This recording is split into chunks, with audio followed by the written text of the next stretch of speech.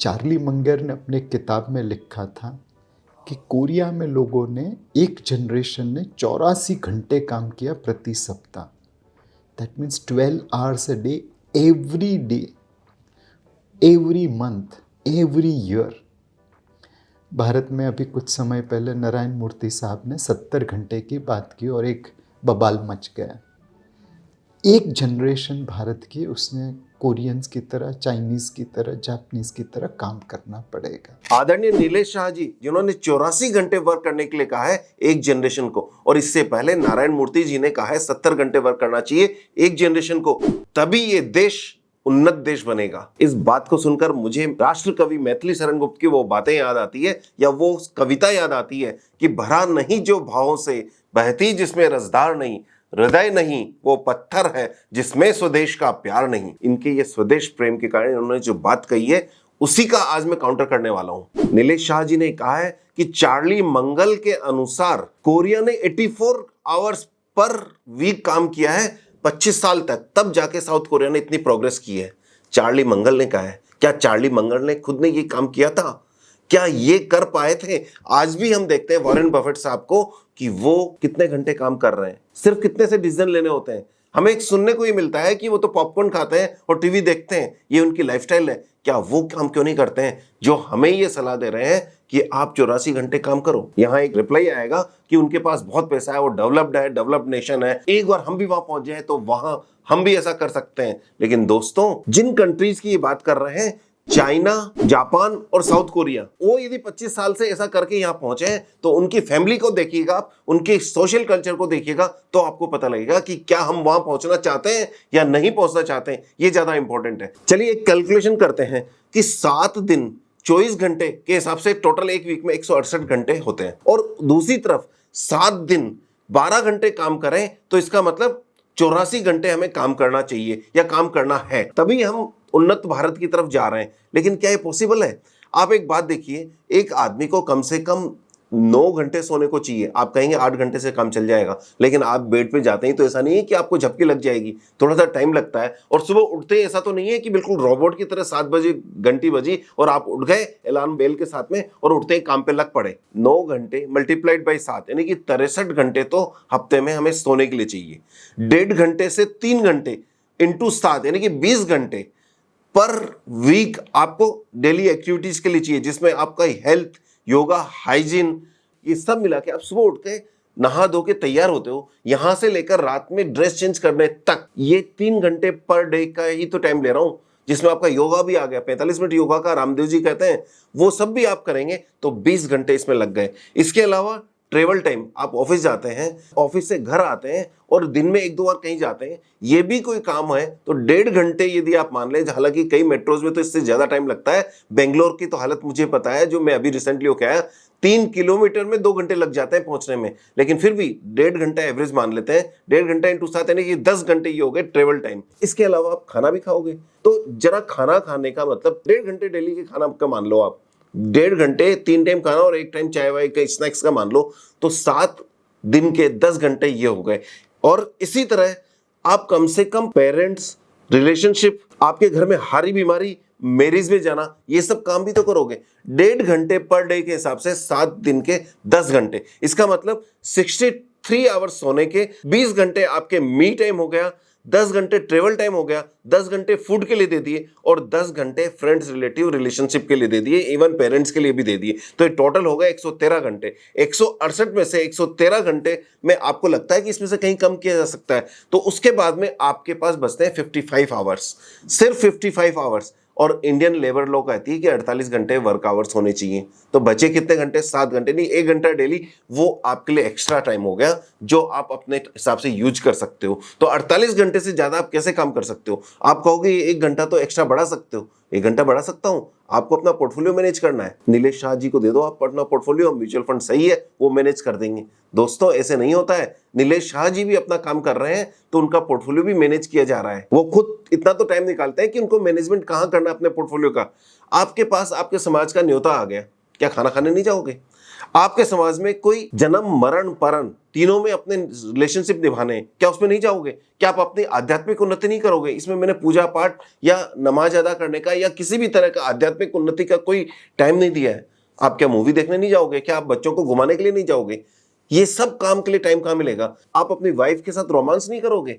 क्या अपनी गर्लफ्रेंड के साथ रोमांस नहीं करोगे? क्या अपने अगले फ्यूचर को बनाने के लिए, अपने रिलेशनशिप को नए लेवल तक ले जाने के लिए ये सब काम नहीं करोगे?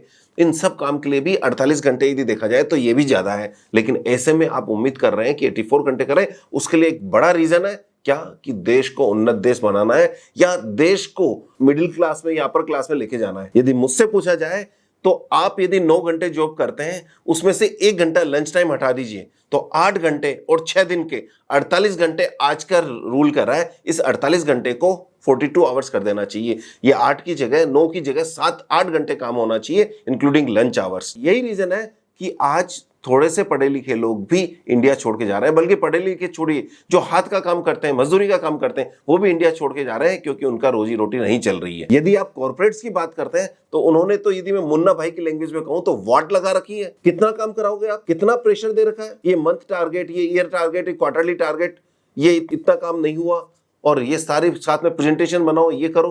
कितना टेंशन दे रखा है, कितना स्ट्रेस दे रखा है। और यही रीजन है कि ये जनरेशन यानी कि एक्स और वाई जनरेशन ने ये सारा हेडेक अपने माथे पाल रखा है। और इन जनरेशन ने क्या काम किया या नहीं किया? वैसे भी 8 घंटे पर डे आईटी इंडस्ट्री कर सकती है काम, म्यूचुअल फंड इंडस्ट्री में लोग कर सकते हैं, तो ये 2 लोगों के तो इंडस्ट्री में काम किया जा सकता है। एसी में रहकर काम करने वाले लोग कर सकते हैं, अकाउंटेंट कर सकते हैं। लेकिन क्या आपको लगता है कि एक लेबर क्लास इस तरह का काम कर सकती है?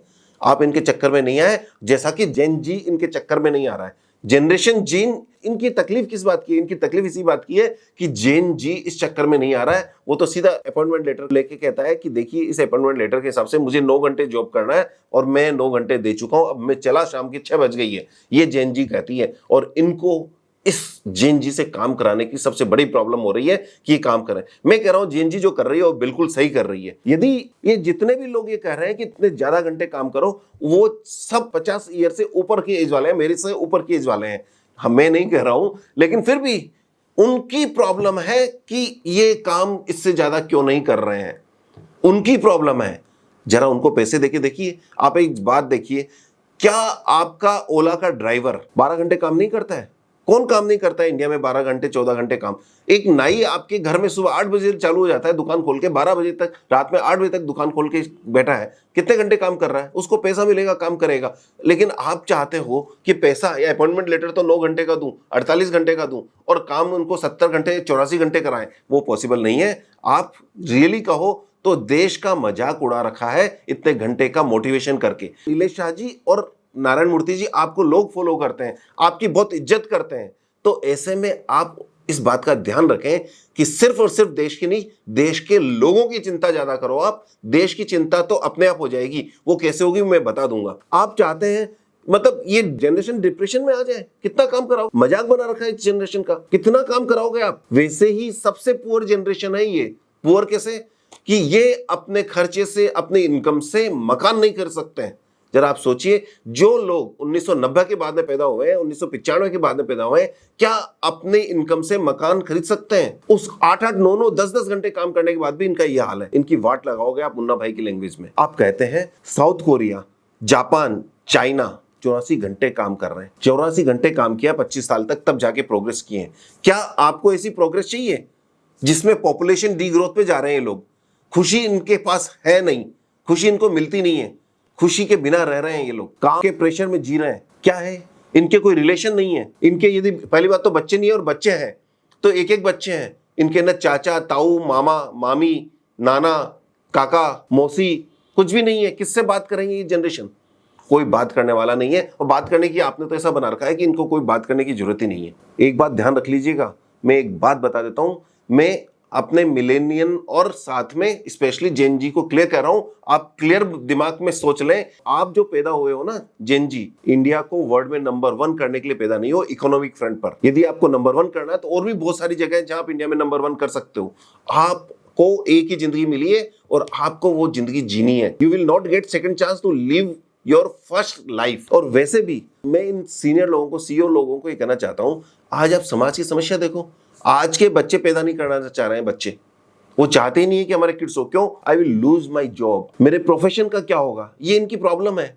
इनके प्रोफेशन का क्या होगा, इस चक्कर में बच्चे पैदा नहीं कर रहे हैं। जरा आप सोचो, 25 साल बाद में हायर इनकम ग्रुप में चले जाएंगे, लेकिन उसको एंजॉय करने वाले बच्चे नहीं होंगे, तो इस पैसे का क्या करेंगे, इस नंबर 1 वेल्थ का क्या करेंगे आप लोग। और वैसे भी यदि 30-35 साल तक लोग शादी नहीं करते हैं, उसको तो जीवन में कमाने की जरूरत ही नहीं है। किस लिए कमाना है? यदि आटा दाल चावल यदि खाने पीने की ही जरूरत पूरी करनी है। आज भी इतनी कॉस्ट ऑफ लिविंग नहीं है इंडिया में कि इन आटे दाल चावल में प्रॉब्लम है। प्रॉब्लम है लग्जरी में, प्रॉब्लम है ब्रांड में। उनको लिए पैसा चाहिए, अदरवाइज कोई ऐसी दिक्कत नहीं है कि इनको कमी आने वाली है। जब बच्चे नहीं करने तो क्या है, पहाड़ों पे चल जाओ। आदरणीय मोदी जी, आदरणीय योगी जी यदि ये इतना काम कर रहे हैं, तो ये किसी दिन कमंडल उठाकर पहाड़ों में भी चले जाएंगे। ये उस तरह के लोग हैं। क्या आम आदमी इस तरह के हो सकता है जिसका परिवार है?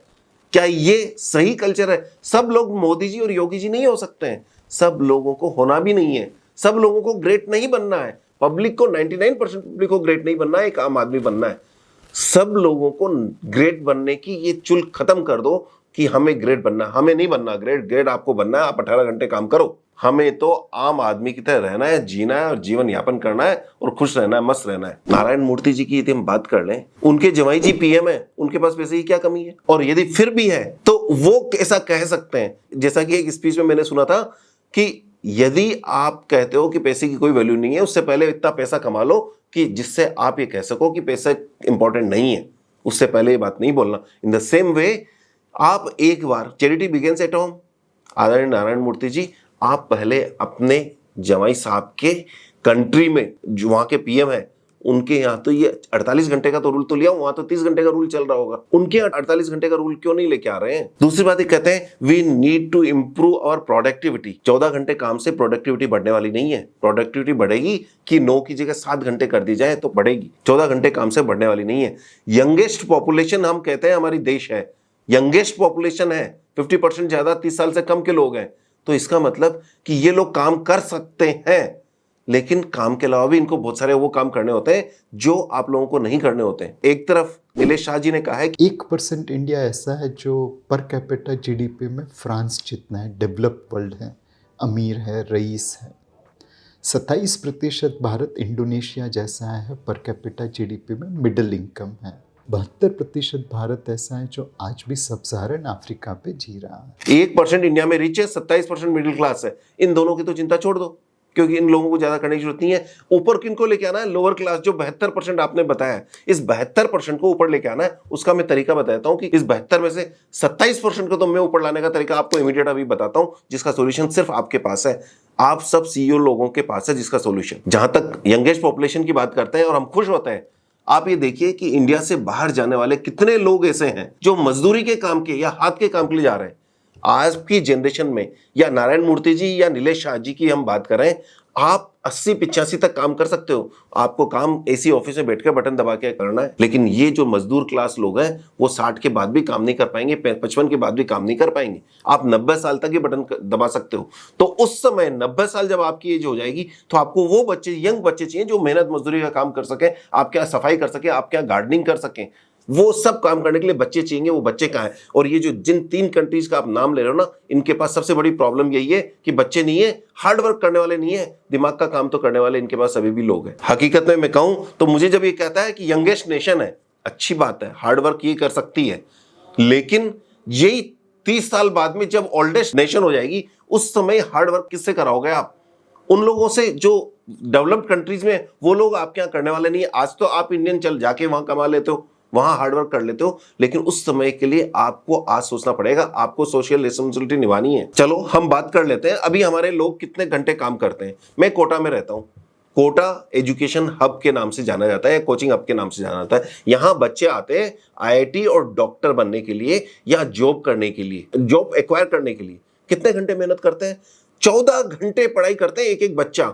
14 × 7 यानी 98 आवर्स पढ़ाई कर रहा है एक बच्चा। बड़ा सोचिए, उससे 14 घंटे पढ़ाई कर रहा है, सिर्फ 10 घंटे उसके पास मी टाइम और सोने का टाइम है। 14 घंटे पढ़ाई कर रहा है। इससे ज्यादा बच्चे की क्या जान लोगे क्या? आप ये देख लें कि कॉर्पोरेट में बात कर लें, 9 घंटे × 7, ये तो 63 आवर्स तो ऑलरेडी काम कर रहे हैं। 8-9 घंटे तो काम कर ही रहे हैं कॉर्पोरेट में। उसके बाद भी आपका फोन आ जाता है कि रात में 9 बजे की कल बाजार टूटने वाला है, तो जरा जल्दी पहुंच जाना ऑफिस, हमें पहुंचना पड़ता है ऑफिस। ऑलरेडी हम इतने काम कर रहे हैं। आप ये देख लीजिए ओला उबर के ड्राइवर, आप उनको बिजनेस दो, उनको पता है कि 8 घंटे से ज्यादा काम करेंगे तो 1.5 इनकम आएगी उनको। वो क्या करते हैं, वो कर रहे हैं 12 घंटे, आप पैसा दो, अभी वो 12 घंटे भी काम करेंगे, 14 घंटे भी काम करेंगे, जिसकी जितनी जरूरत होगी उतना काम करेंगे।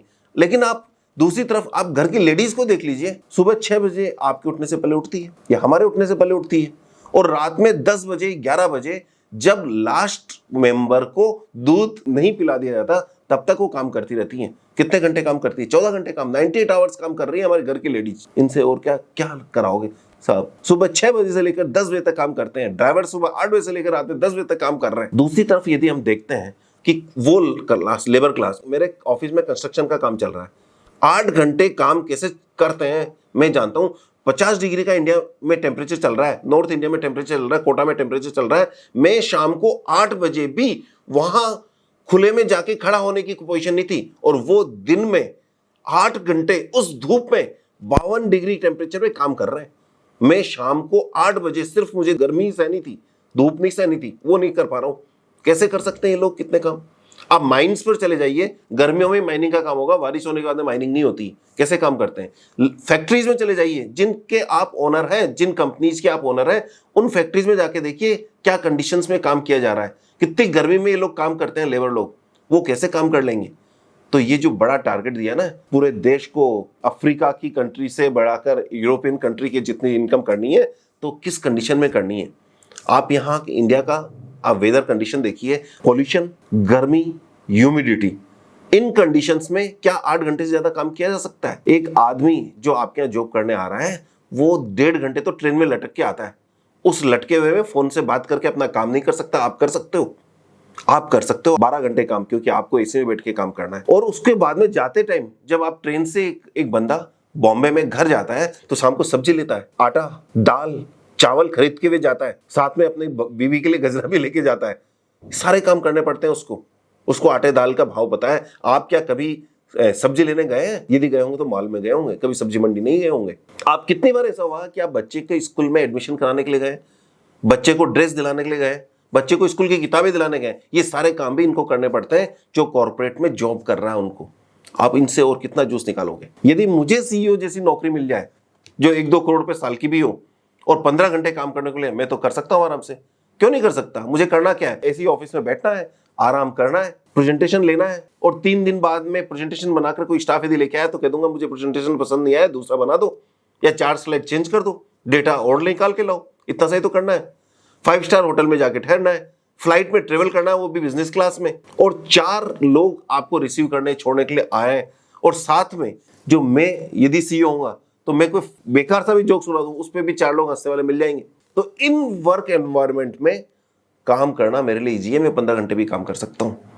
लेकिन क्या आम आदमी के लिए पॉसिबल है। एक दिन 5 स्टार होटल में हमारे जैसा लोग चले जाता है तो वो सेल्फी लेके 10-20 सेल्फी लेता है, एक पूल पे लेगा, और एक डिनर लेते हुए, एक ब्रेकफास्ट लेते हुए, एक लॉबी में लेगा, एक बेडरूम में लेगा, और उसको पोस्ट करके खुश होता है सोशल मीडिया पर। तो इसका मतलब उसके लिए तो जो ड्रीम है वो आपके लिए रूटीन है। उसके लिए ड्रीम है कि एक बार चला गया, साल भर बाद में दोबारा नंबर आएगा तो मैं जाऊंगा, जब 10-20 हजार रुपये हो जाएंगे तब जाके ये होगा। आपका रूटीन का काम है, आप उस कंडीशंस में बहुत इजी है। मुझे ऐसा लगता है कि ये कॉर्पोरेट्स ने जो कहा है वो एसी में रहने वाले लोगों के लिए कहा है कि आप 84 घंटे काम करो, बाकी जनरल पब्लिक के लिए पॉसिबल नहीं है। तो ऐसे केस में मेरी एक सलाह है इन कॉर्पोरेट्स को, क्योंकि देश को तो आगे लेके जाना है, इसमें कोई शक नहीं है। भरा नहीं जो भावों से बहती, जिसमें रसदार नहीं, हृदय नहीं वो पत्थर है जिसमें स्वदेश का प्यार नहीं। मैं भी इस बात को मानता हूं, स्वदेश का प्यार होना चाहिए, तो देश को तो आगे लेके जाना है। और साथ में ये भी कहता हूं कि लाए हैं तूफान से कश्ती को निकाल कर, मेरे देशवासियों तुम रखना इसको संभाल कर। देश के लिए मैं भी, मेरा दिल भी उतना ही धड़कता है जितना आपका धड़कता है, बल्कि ज्यादा ही धड़कता होगा। लेकिन अब मैं आपको बताता हूं कि आपको क्या करना चाहिए। आपने तो बता दिया देशवासियों को क्या करना चाहिए, मैं बताता हूं आपको क्या करना चाहिए। इंडिया में 2 तरह के लोग हैं, एक तो वो लोग जो जॉब कर रहे हैं और जॉब से परेशान है, काम से परेशान है। दूसरे वो लोग जो काम न होने के कारण परेशान है। ये 2 का सॉल्यूशन आपको करना है, वो आप ही कर सकते हैं जो सीईओ लेवल के लोग हैं। एक चीज तय है, अगर भारत के नागरिक काम करेंगे तो भारत की प्रगति अनिवार्य है। आपने कहा कि प्रोडक्टिविटी बढ़ानी है, किसकी बढ़ानी है, आदमी की या देश की? हमें देश की प्रोडक्टिविटी बढ़ानी है। अभी हो सकता है कि कॉर्पोरेट ऑफिस 10 बजे से लेकर 6 बजे तक, 8 बजे तक कुछ भी चलता हो। मैं कहता हूं 10 से 6 नहीं, आप सुबह 8 से लेकर रात में 8 बजे तक हम ऑफिस चलाएंगे, चाहे वो इन्फोसिस की हो, चाहे किसी म्यूचुअल फंड हाउस की हो, या कोई भी कॉर्पोरेट ऑफिस हो। हम तो सुबह 8 से लेकर 10 घंटे का चलाएंगे, क्योंकि 25 साल में हमें देश को आगे लेके जाना है और सबको अपर क्लास में देना है। लेकिन करेंगे क्या? यहाँ पे हमें पहला सजेशन ये है कि हमें इसको 2 शिफ्ट में करना है। ये 14 घंटे की हमारी ऑफिस चलेगी, 7-7 घंटे के 2 शिफ्ट में चलेंगे, प्लस 1 घंटे का लंच टाइम, यानी कि 8-8 घंटे। तो 8 मल्टीप्लाइड बाय 6, 48 घंटे। हमारे लेबर लॉज भी 48 घंटे बोलते हैं, और वो 48 घंटे में हम आपकी वर्किंग बढ़ा रहे हैं और आपको ये कह रहे हैं कि आप 100% लोगों को दोबारा जॉब दे दो। तो आप ही देख लो, सिर्फ यदि आपने ये काम कर दिया तो जितने अभी लोग जॉब कर रहे हैं उतने ही लोगों को जॉब आपको और देना पड़ेगा। जी हाँ, देश का भला होगा। और जो लोग, 2 तरह के लोग परेशान है, मैंने बताया। एक तो वो जो काम से परेशान है, काम के बोझ का मारा, उनको हमदर्द का टॉनिक सिनकारा नहीं चाहिए, उनको काम के बोझ कम का चाहिए। और दूसरा वो जिनके पास काम नहीं है, तो इनके काम का बोझ कम हो जाएगा, इनको काम मिल जाएगा। तो और आपको जो अभी 8, 9, 10 घंटे के लिए आप फाइट कर रहे हो, आपको 14 घंटे का काम मिलेगा एक दिन में। तो इससे 2 सॉल्यूशन हो रहे हैं। नंबर 1, आपको 1.5 काम मिल रहा है, और दूसरा, देश की लोगों की इनकम बढ़ रही है। दूसरा पॉइंट नोट कर लीजिएगा Nilesh Shah ji, part time job को बढ़ावा दो। आपको ऐसे काम क्रिएट करना है अपने ऑफिस में जो पार्ट टाइम जॉब करने वाले लोग काम कर सकते हैं। अब हम देखते हैं डेवलप कंट्रीज में हमारे यहाँ से स्टूडेंट जाते हैं पढ़ने के लिए और 4 घंटे जॉब करते हैं। उस तरह का वर्क कल्चर हमारे पास होना चाहिए। कुछ लोग ऐसा हो सकते हैं जो 8 घंटे भी काम नहीं करना चाहते, उनकी तो पर्सनल चॉइस है, वो अपनी लाइफ अपने ढंग से जीना चाहते हैं या अपना पर्सनल बिजनेस करना चाहते हैं, लेकिन सेफ्टी के लिए जॉब करना चाहते हैं कि मैं 4 घंटे की जॉब कर लूं तो मेरा घर खर्च उससे चल जाएगा, बाकी मैं अपने बिजनेस में रिस्क ले रहा हूँ, प्रोफेशन में रिस्क ले रहा हूँ, उसमें यदि एक्स्ट्रा कमाई होगी तो शायद मुझे बूस्ट मिल जाएगा, तो मैं देश को कंट्रीब्यूट कर पाऊंगा। उनके लिए 4 घंटे का जॉब दो। जो जितने घंटे काम करना चाहिए उनके लिए उतने घंटे काम का जॉब होना चाहिए। तीसरा point, happiness index. Corporate social responsibility तो आप समझते हैं अच्छी तरह से, वो तो आपको करना है, सिर्फ डोनेशन देने से काम नहीं चलेगा। इंडिया हैप्पीनेस इंडेक्स में 225-30 पे आ रहा है, 126 नंबर पे पता नहीं कहां आ रहा है। क्यों सर? इंडिया हैप्पीनेस इंडेक्स में इसलिए आ रहा है कि काम से परेशान है और काम नहीं के कारण परेशान। इनका सोल्यूशन आप दे रहे हो। आपका गोल ये होना चाहिए कि मुझे अगले 25 साल में इंडिया को हैप्पीनेस इंडेक्स में टॉप 10 में लेके आना है। ये आपको देश को दिशा दे से, आपको लोग सुनते हैं, आपका विश्वास करते हैं, आपको बहुत आदर भाव से देखते हैं। आप IITian हैं और देश की पहली आपने सॉफ्टवेयर कंपनी को इस मुकाम तक पहुंचाया है, और आपके जवाई साहब PM है उस कंट्री के जिसने हम पे राज किया है। आपकी बात तो ध्यान से सुनेंगे। तो आपका गोल होना चाहिए, देश को दिशा दीजिए प्लीज, कि हैप्पीनेस इंडेक्स में आपको टॉप 10 में पहुंचना है अगले 10 साल में। हो सकता है पैसे कम हो, लेकिन हैप्पीनेस इंडेक्स में टॉप 10 पे पहुंचना है। इसमें हो सकता है कि आपका प्रॉफिट कुछ कम हो जाए। प्रॉफिट किसका कम होगा? आपका नहीं, शेयर होल्डर्स का कम होगा। और हम शेयर होल्डर्स, शायद ज्यादातर लोग तैयार होंगे कि प्रॉफिट कम होगा तो प्राइस टू अर्निंग रेशियो हम बढ़ा देंगे। यदि आप अच्छा काम कर रहे होंगे तो देश बढ़ेगा, देश की इनकम बढ़ेगी, देश का खर्चा बढ़ेगा, और किसी का खर्चा किसी की इनकम है तो ऑटोमेटिकली आपका प्रॉफिट कम नहीं होगा बल्कि बढ़ेगा, क्योंकि आपके लिए पहले भी 14 घंटे काम करने को मिल रहे हैं, आपके पास स्टाफ 14 घंटे काम कर रहा है। तो चौथा पॉइंट, तो इसलिए आप घबराइए मत, चौथा पॉइंट की मैं बात कर रहा हूं कि फीमेल वर्कफोर्स। पार्लियामेंट में कहा गया है कि 1/3 फीमेल होनी चाहिए। आपके पास भी 1/3 फीमेल होनी चाहिए, लेकिन उनको वैसा एनवायरनमेंट देना है। वो 10 घंटे काम नहीं कर सकती क्योंकि वो घर पे भी बहुत सारा काम करती है।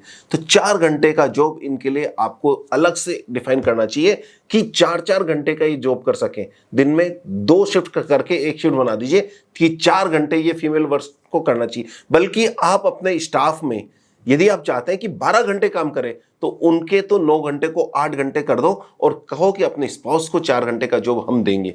इस तरह से आप 1.5 जॉब कर 12 घंटे का जो आपका टारगेट है वो कर लेंगे, लेकिन एक कपल से, एक फैमिली से कर लेंगे तो शायद ये देश के लिए अच्छा हो जाएगा। आदरणीय नीलेश शाह जी ने एक बात कही है कि मैं रिटायरमेंट तक काम करूंगा, इतना काम करूंगा। पहली बात तो आपका रिटायरमेंट होगा ही नहीं। रीजन कि आप 80, 85, 90 साल तक काम कर सकते हैं। आपको तो दिमाग का काम करना है, और जितना एक्सपीरियंस होगा, जितना वॉरेन बफेट जी, चार्ली मंगल जी को एक्सपीरियंस हुआ, उतने अच्छे इन्वेस्टर बन के आ रहे हैं। तो इसलिए आपकी स्किल की तो हमें जरूरत है। आपको हम रिटायर नहीं होने देंगे। आपको तो 95 तक, 98 तक, 99 तक, 102 तक हम आपसे काम करवाएंगे।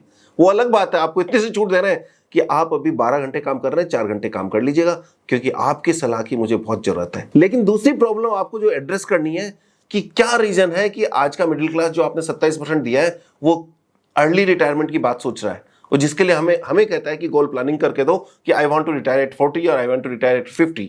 आप 50 से 60 के बीच के हैं नीलेश शाह जी, आप रिटायर अभी नहीं होना चाहते, लेकिन क्या कारण है कि ये रिटायर होना चाहता है? इनका एक ही कारण है कि इनका वर्क प्लेस पर प्रेशर इतना ज्यादा है, इनकी मुन्ना भाई की लैंग्वेज में वाट लग रही है। उस वाट लगने को दूर कर देंगे ना, तो मैं तो ये कहूंगा कि ये भी 8 घंटे काम करें, उस समय तक करें जब तक आप कर रहे हो, या 90 साल तक, 85 साल तक, 80 साल तक काम करें। 8 नहीं 6 घंटे करें, 6 नहीं 4 घंटे पार्ट टाइम जो आप क्रिएट कर रहे हैं, ये करेंगे तो देश का भी भला होगा, और साथ में ये जो रिटायरमेंट की चुल है ना, वो कम होगी, क्योंकि आदमी की वैल्यू उसके काम से है, न कि उसके रिटायरमेंट से, क्योंकि खाली दिमाग शैतान का घर होता है, ये अक्सर हम मानते हैं। आदरणीय नारायण मूर्ति जी के पहले स्टेटमेंट में 70 साल में काफी उसमें कंट्रोवर्सी क्रिएट हुई, कुछ लोगों ने सपोर्ट किया, कुछ लोगों ने नहीं किया। सपोर्ट उन्होंने किया है जो उनके लेवल के, उनके माइंडसेट वाले लोग हैं, जो सीईओ लेवल के लोग हैं। किसी ने सपोर्ट नहीं किया है जो नीचे लेवल के लोग हैं। रीजन है कि उनको ये प्रैक्टिकल प्रॉब्लम है। तो अब उन लोगों को क्या सलाह दे रहा हूं मैं, ये सीईओ को लेवल की तो सलाह हो गई है। आप कहेंगे यार तू क्या चीज है जो सीईओ को सलाह दे रहा है? नहीं दोस्तों, एक आम नागरिक हूं। लेकिन आम आदमी यदि आप जॉब कर रहे हैं, किसी भी क्लास में कर रहे हो, किसी भी कहीं भी कर रहे हो, तो एक बात ध्यान रख लें, गवर्नमेंट का रूल है, लेबर लॉज का रूल है कि 48 घंटे काम करने हैं। तो आप ये मान के चले 8 घंटे मल्टीप्लाइड बाई 6 दिन, 48 घंटे का आपको जॉब करना है। और जनरली आपके अपॉइंटमेंट लेटर पर 9 घंटे से ज्यादा का जॉब प्रोफाइल नहीं है, इंक्लूडिंग लंच टाइम। तो आपको उससे ज्यादा काम नहीं करना है। क्लियर कर लीजिए ये बात। अब आप कहेंगे कि हम मना नहीं कर सकते, हमारे तो ये है, हमारी ये प्रॉब्लम है, मेरी ईएमआई कैसे चुकाएगी, मुझे निकाल दिया जाएगा। तो यहां मैं आपको आगे सलाह दूंगा कि इसके लिए आपको क्या करना है। आपको ये डिसाइड कर लेना है कि आपको 8 या 9 घंटे जो भी आपके अपॉइंटमेंट लेटर पे लिखा है उतना ही काम करना है, उससे ज्यादा काम नहीं करना है। बाकी काम यदि करना है तो खुद की ग्रोथ के लिए करना है, खुद के पर्सनल डेवलपमेंट के लिए करना है, पर्सनल नॉलेज के लिए करना है, पर्सनल प्रोफेशन करना है, कुछ भी करो, लेकिन उतना ही काम करो। नंबर दूसरी बात, आपको अपनी इनकम बढ़ानी है। क्योंकि आप प्रेशर में क्यों हो? क्योंकि आपकी अकेले की इनकम है, बाकी सब फैमिली में आपके डिपेंडेंट है। तो आपके स्पाउस को, वाइफ को काम पर लगाना है। मैं उनके लिए नहीं कह रहा कि 48 आवर्स काम पे लगाना है। यदि 5 घंटे डेली भी वो काम करें तो 5 घंटे मल्टीप्लाइड बाई 6 दिन तो 30 घंटे काम कर लें, या 6 घंटे मल्टीप्लाइड बाई 5 दिन, 30 घंटे वीक में काम उनको कराना है। यदि ये कर पाएंगे तो हम कई कैलकुलेशंस करके आपको बताते हैं कि आपके होम लोन की ईएमआई यदि 20,000 रुपए चल रही है, उसमें आप 10% एक्स्ट्रा करें तो आप उसको अपने होम लोन को 4 साल पहले पे कर सकते हैं, या आप इसमें हर साल 10% बढ़ाते रहें। हम बहुत सारी कैलकुलेशन करके बताते हैं। जरा सोचिए, यदि आपकी वाइफ 30 घंटे काम करके जो पैसा लाएगी वो आपकी ईएमआई में 100% चल जाए तो आपका लोन 6 घंटे में चुक जाएगा। तो इसलिए आपको ये काम जरूर करना है। दूसरा काम ये हो गया कि आपको डबल इनकम जनरेट करनी है, जिससे क्या होगा, एक तो आपकी इनकम पे इफेक्ट नहीं आएगा, आपके लोन की ईएमआई कम होगी। तीसरा काम जो करना है वो आपको इस ढंग से सोचना है कि इंडिया की ग्रोथ, भरा नहीं जो भावों से मैं फिर कह रहा हूं, तो इंडिया की ग्रोथ तो हमें चाहते हैं, क्योंकि वो दिल है जिसमें स्वदेश का प्यार नहीं है, तो इंडिया की ग्रोथ हम चाहते हैं। तो इसके लिए हमने डबल लोगों ने काम करना चालू कर दिया है। लेकिन यदि चैरिटी बिगिंस एट होम, यदि आप खुद ये चाहते हैं कि आपकी ग्रोथ हो, तो इंडिया की ग्रोथ अपने आप हो जाएगी। ये आप मान के चलिएगा। इंडिया की ग्रोथ चाहते हैं तो आप अपनी ग्रोथ कर लीजिए। आप ये मान के चलिए कि 140 करोड़ इंडिया में पॉपुलेशन है, डिवाइडेड बाय एवरेज में पेरेंट्स को और बच्चों को मिला ले तो 7 लोगों की फैमिली मान लेते हैं हम लोग, जिसमें पेरेंट्स भी आ गए, बच्चे भी आ गए, सिबलिंग भी आ गए, या यूं मान लीजिए 7 लोगों की फैमिली है, मोटा मोटा ही मान लेते हैं। तो 140 डिवाइडेड बाय 7 कर लेते हैं, तो ज्वाइंट फैमिली कल्चर को ध्यान में रखते हुए मैं बात कर रहा हूं। तो 20 करोड़ फैमिलीज है इंडिया में, सिर्फ 20 करोड़ फैमिलीज। यदि ये 20 करोड़ फैमिलीज खुश हो जावे और ये अपनी इकोनॉमिकल इनकम पूरी आ जावे इनके पास, तो सोचिए कि देश अपने आप उन्नति कर लेगा। देश अगले 25 साल में नहीं, अगले 10 साल में भी एक डेवलप्ड नेशन की तरफ बढ़ जाएगा और आपकी इनकम बढ़ जाएगी। तो आपको सिर्फ और सिर्फ अपने घर का ध्यान रखना है कि यदि मैंने अपने घर का ध्यान रख लिया और सबने 20 करोड़ फैमिलीज ने अपने घर का ध्यान रख लिया, तो देश की इनकम तो अपने आप बढ़ जाएगी। तो इसलिए आपको देश की बहुत ज्यादा चिंता करने की जरूरत नहीं है। सब अपने फैमिली का ध्यान रख लें, अपने आप देश का ध्यान रह जाएगा, क्योंकि आपकी फैमिली से ही ये देश बन रहा है। चौथा पॉइंट, आपको यदि आपकी जिंदगी सुधारनी है और आपको अपनी कंडीशन पे जॉब करना है, आपको अपनी कंडीशन पे काम करना है, तो आप एक तो लोन और ईएमआई, इन दोनों से बच के रहो। जब तक आप इनसे बच के नहीं रहोगे तब तक आपकी इसी तरह से वाट लगती रहेगी। इसलिए आपको इन 2 चीजों से बच के रहना है। उसके बाद में आप अपनी मर्जी के मालिक हैं। रियल फ्रीडम आपके पास है। आप एक बात देखिए कि जो लेबर हाथ का काम करती है, चाहे वो कारपेंटर हो, चाहे लेबर हो, आपके घर में एसी क्लीन करने आने वाला हो, आपके घर में रेफ्रिजरेटर वाला काम हो, आपके इलेक्ट्रिशियन हो, आपका प्लम्बर हो, ये इनके कोई लोन नहीं चल रहा है। पहली बात तो इनको लोन मिलता ही नहीं है, इसलिए नहीं चल रहा है, अच्छा है नहीं मिलता है। लेकिन यदि आपने कभी उनको डांट दिया, वो कह देगा 2 मिनट लगेंगे उसको कि सर मैं तो नहीं कर रहा काम, आप किसी और से करा लो। ये जो हिम्मत है, आपके घर की मेड हो, पूछिए अपने अपने स्पाउस को जाके घर पे कि क्या अपनी मम्मी को जाके पूछिए, क्या आप मेड को डांट सकते हैं? क्या नहीं डांट सकते। रीजन, उनके पास कोई बर्डन नहीं है। दूसरी बात, यदि उनकी जॉब छूट जाएगी तो अपने आप दूसरी जॉब भी मिल जाएगी। ऐसी वैल्यू आपको क्रिएट करनी है कि आपके पास कोई बर्डन नहीं होगा ना, तो बॉस जो आपका होगा वो ईएमआई में दबा पड़ा होगा, वो 12 घंटे काम कर रहा होगा, लेकिन आपकी तो 8 घंटे की जॉब है, आप 8 घंटे करके मस्त हो सकते हो, प्रोवाइडेड कि आपके ऊपर कोई प्रेशर नहीं होगा। 5वां पॉइंट, हैप्पीनेस इंडेक्स। मेरा सबसे इंपॉर्टेंट पॉइंट यह है कि हैप्पीनेस इंडेक्स में हम कहां हैं? 126 नंबर पे। पाकिस्तान, नेपाल, भूटान, श्रीलंका हमसे ऊपर है। इसका मतलब ये तो पक्का हो गया कि हैप्पीनेस के लिए पैसे की बहुत ज्यादा जरूरत नहीं, रीजनेबल पैसे की जरूरत है। भूटान क्यों हैप्पी है? जरा कभी रिसर्च करके देखिए। यदि वो हैप्पी है तो हम क्यों नहीं हो सकते? ये हमारे पड़ोसी देश हैं जो पैसों में हो सकता है हमसे कमजोर हो, लेकिन हैप्पीनेस में हमसे ऊपर है। अब आप कहेंगे कि हैप्पीनेस इंडेक्स तो फर्जी है। भाई साहब, फर्जी वर्जी कुछ भी नहीं है। या तो आप सारी चीजें फर्जी मान लो कि हम वर्ल्ड की 5th लार्जेस्ट इकोनॉमी, इसको ही फर्जी मान लो, लेकिन जो आपको पसंद आती है वो बातें तो मान लेते हैं, और जो आपको पसंद नहीं आती है वो बातें नहीं मानते। ऐसा नहीं चलेगा। आप ये मान के चलिए, यदि हम ऐसे हैं तो हमारा पहला गोल होना चाहिए कि हैप्पीनेस इंडेक्स में अपनी फैमिली को ऊपर लेके आना है। जी हाँ, अपनी फैमिली को ऊपर रहना है। वो तब पॉसिबल होगा जब आपकी आपस की बॉन्डिंग होगी, फैमिली की आपस की बॉन्डिंग होगी, आप फैमिली में टाइम दोगे, फैमिली की नीड को समझोगे, तभी होगा। और इसके लिए सबसे पहला काम करना है कि आपको डबल इनकम जनरेट करनी है, जो मैं पहले भी कवर कर चुका हूं। स्पाउस को भी जॉब पे लगाना है। तो आपको करना क्या है? डबल इनकम और सिंगल एक्सपेंडिचर। बस फिर आप देखो, हैप्पीनेस में आप ऑटोमेटिकली ऊपर आ जाओगे और आपके रिलेशनशिप भी अच्छे हो जाएंगे। दूसरा काम मैं कर रहा हूं कि आप में से कई लोग ये चाहते हैं कि इस प्रेशर के कारण शादी नहीं करना चाहते। किसी ने शादी कर ली तो बच्चे नहीं करना चाहते। तो ये मैं आदरणीय नीलेश शाह जी को और नारायण मूर्ति जी को कहता हूं कि देश को सही दिशा में लेके जाइए, क्योंकि हमें रियल खुशी बच्चों से मिलती है, न कि अपने से। कंजम्पशन से खुशी नहीं मिलती। जरा सोचिए, एक बच्चा जब हंसता है, जब खुशी से हंसता है और दिल खोल के हंसता है, जिसके दिमाग में कोई प्रेशर नहीं होता है, कोई लाग लपेट नहीं होती है, हम तो झूठी हंसी हंसते हैं, उसको देखकर आपको कितनी खुशी होती है। एक जब बच्चा घर में ग्रो करता है तो सोचिए कि आपको अपना बचपन याद आ जाता है। आपकी बचपन में जो ड्रीम पूरे नहीं हो, आप उस बच्चे के सहारे वो ड्रीम पूरे कर सकते हो। उसको वो चीज दे सकते हो जो आपको नहीं मिले, या आपको जो चीज मिल गई और आपको अच्छी लगी कि ये मेरे साथ बचपन में अच्छा हुआ, आप वो उन बच्चों को दीजिए, उनकी खुशी का हिस्सा बनिए। तो इसीलिए ये बच्चे करना और शादी करना की इंपॉर्टेंस को बताइए, और यही चीजें हैप्पीनेस में इंडिया को ऊपर लेके जाएगी। यहां जब हैप्पीनेस इंडेक्स की बात कर रहा हूं तो मैं बात करता हूं 3 कैटेगरी है जो लोग हैप्पी हैं या नहीं है, जिस कारण से हम इंडिया में नीचे हैं। Number 1, rich class.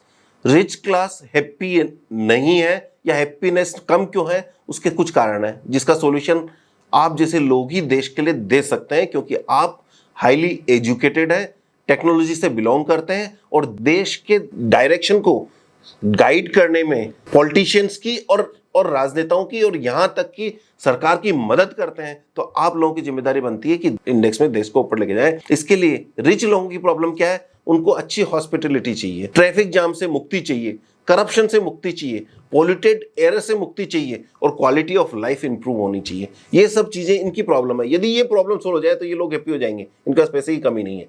दूसरा क्लास है पुअर क्लास।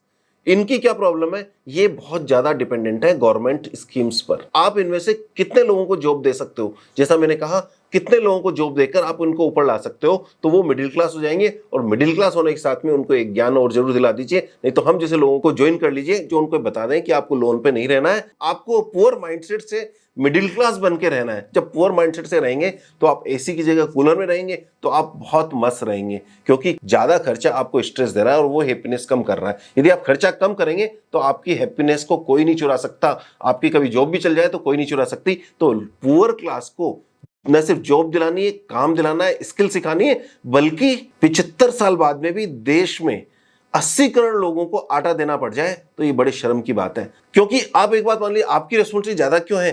क्योंकि देश में सबसे ज्यादा जॉब जो दे रहा है वो कॉर्पोरेट्स या प्राइवेट बिजनेस ओनर्स ही दे रहे हैं। तो ऐसे में आपकी सबसे ज्यादा जिम्मेदारी है, क्योंकि आपके कहे हुए वचनों को, शब्दों को देश ध्यान से सुनता है, आपकी बात को वजन देता है, आपको बहुत ध्यान से सुना जाता है, माना जाता है और आपकी बात के वो लोग फॉलो करते हैं। आप सादा जीवन में जीते हैं तो लोग आपको उसको ही फॉलो करते हैं। तो वो आप जो मैसेज दे रहे हैं, बहुत अच्छा मैसेज दे रहे हैं कि आप सादा जीवन में रहिए। आदरणीय नारायण मूर्ति जी, जब आप ये मैसेज देते हैं तो ये मैसेज आप प्रॉपर्ली कन्वे करेंगे तो देश की यदि मिडिल क्लास यदि रिजनेबल एक्सपेक्टेशन के साथ में जिएगी तो बहुत मस्त रहेगी, खुश रहेगी और आपको याद करेगी, आपको दुआएं देगी। ना तीसरा क्लास है मिडिल क्लास। मिडिल क्लास की सबसे ज्यादा अनहैप्पीनेस का क्या रीजन है? Number 1 taxation.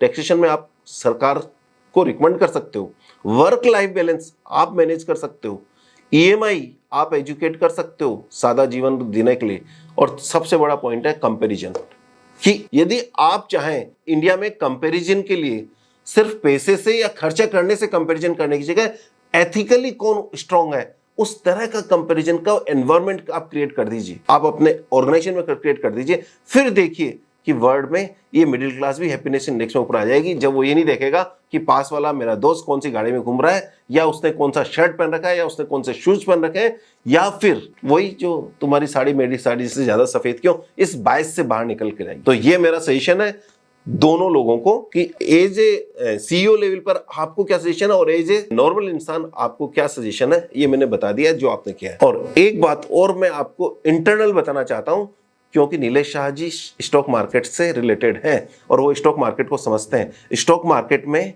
जो इमोशंस हैं वो सबसे ज्यादा वर्क करते हैं। स्टॉक मार्केट में सक्सेसफुल होने के लिए इमोशनली स्ट्रांग होना बहुत जरूरी जानते हैं, और इसी इमोशनल स्ट्रांगनेस में एक बायस होता है, एंकरिंग बायस। जितने भी सीईओ लोग हैं ना, ये इस बात को अच्छे से समझते हैं। एंकरिंग बायस मतलब कि आप एक खूंटा गाड़ दो, उस खूंटा गाड़ने के बाद में वो बेंचमार्क बन गया। तो यदि इन्होंने ये कह दिया कि 84 घंटे काम करना चाहिए या 70 घंटे काम करना चाहिए, तो आप और हम जैसे लोग क्या कहेंगे, या 84 बोल रहे हैं, 70 बोल रहे हैं, 60 तो काम करना ही चाहिए। हम 48 घंटे, मैं 42 घंटे की बात कर रहा हूं, मुझे 42 आवर्स ठीक लगते हैं, तो मैं तो पहले से बोल दूं कि 36 घंटे काम करना चाहिए।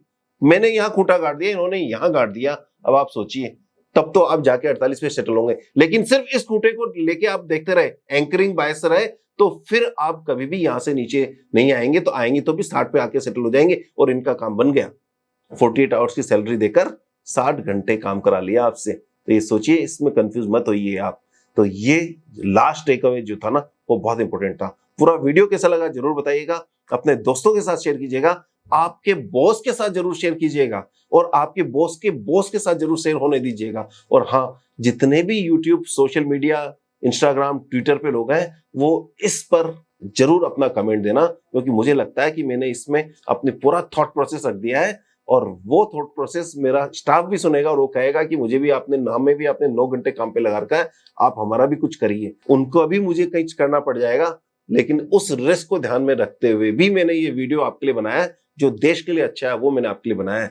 आपको वीडियो कैसा लगा, चैनल को जरूर सब्सक्राइब कीजिएगा, कमेंट जरूर कीजिएगा, और इस वीडियो के साथ में जितना शेयर आप करेंगे उतना ही देश को एक सही मैसेज जाएगा, ऐसा मेरा मानना है। फिर भी कोई भूल हुई हो, किसी के लिए कुछ अपशब्द कह दी हो, या कोई बात आपको चुभ गई हो, तो मुझे माफ करना। मेरी भावनाएं अपने सही मन से देश हित में मैंने अपनी भावनाएं रखी हैं।